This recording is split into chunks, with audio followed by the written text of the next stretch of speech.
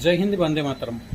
पतंजलि चिकित्सालय वासुदेवपुर रे आज आम चर्चा करवा पतंजलि दिव्य फार्मेसी रे एक अद्भुत औषध तार ना हूँ वेट गो टैब्लेट्स। ये टैब्लेट्स रे आपण वेट गो शब्द रू जान पारुथिबे माने वेट कम करिवा पई देहर अधिक मात्रा रे चर्बी जमी हमर वजन बढ़ी थाए ताकू कम करिवा पई ये औषध खाइथांती।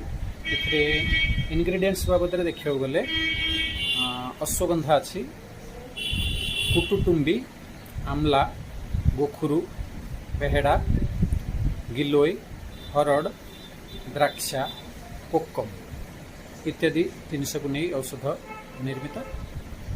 ये औषधर प्राइस बाबद देखा गले 281 टंका 60 टेबलेट को। तो डोजेस बाबद कह गले आप सकाळे एवं संध्यारे खाई सारिबा परे 2टी लेखा टेबलेट उषुम पानी सहित खाई परिबा। ए औषध आपणकर पिला मानक पई रेस्ट्रिक्शन अछि, पिला माने एको खाई परिबे नाही। वयस्क लोक ये औषध खाई परिबे जो माने अत्यधिक मोटापार शिकार जोटा को आपणकर वेट अधिक थाए से माने एको कंज्यूम करि परिबे।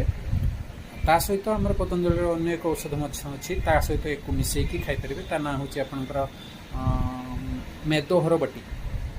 मेदोहर बटी सहित खाइले यार अधिक लाभ मिलता। जय हिंद, वंदे मातरम।